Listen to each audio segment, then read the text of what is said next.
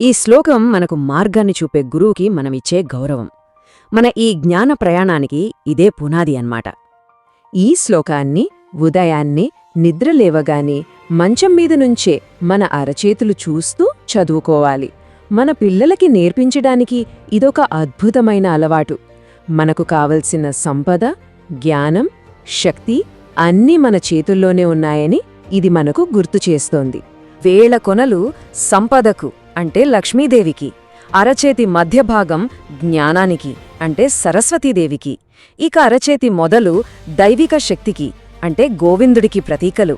అంటే ఆ రోజుని విజయవంతం చేయడానికి కావలసినవన్నీ మన చేతుల్లోనే ఉన్నాయని పొద్దున్నే మనకు మనం చెప్పుకుంటున్నామన్నమాట. అందుకే ముందుగా గణేశుడికి ఈ ప్రార్థన. మనం మొదలుపెట్టే పనులన్నీ ఎలాంటి ఆటంకాలు లేకుండా సక్సెస్ఫుల్గా పూర్తవ్వాలని కోరుకోవడం. ఆ తర్వాత సరస్వతీదేవికి ఈ శ్లోకం. మనం నేర్చుకుంటున్న విద్యలో, చేస్తున్న పనిలో నైపుణ్యం రావాలని, విజయం మన సొంతం అవ్వాలని ప్రార్థించడం. భోజనానికి ముందు చదివే ఈ బ్రహ్మార్పణం శ్లోకం మనం ఆహారాన్ని చూసే దృష్టికోణాన్నే పూర్తిగా మార్చేస్తుంది.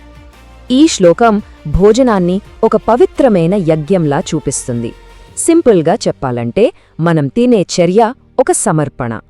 మన ప్లేట్లోని ఆహారం హవిస్సు అంటే సమర్పించే వస్తువు. మన కడుపులోని జీర్ణశక్తే ఆ ఆహారాన్ని స్వీకరించే అగ్ని. ఈ మొత్తం ప్రాసెస్ వెనుక ఉన్న ఆ దైవత్వాన్ని గుర్తించడమే లక్ష్యం.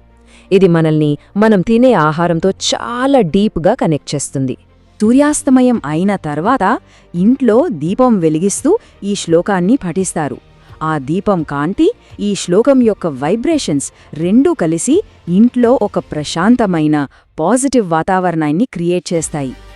చూడండి, ఆ చిన్న దీపం కేవలం లైటింగ్ ఇవ్వడమే కాదు, అది మన ఇంటికి శుభాన్ని, శ్రేయస్సును తీసుకొస్తోంది. మనలో ఉన్న అజ్ఞానమనే చీకటిని పోగొట్టి జ్ఞానమనే వెలుగును నింపుతోంది. అంతేందుకు, మనసులో ఉన్న నెగటివ్ ఆలోచనలను తరిమికొట్టే ఒక అద్భుతమైన మార్గమిది. పీడకలలు రాకుండా ఉండటానికి కూడా ఒక శ్లోకం ఉంది.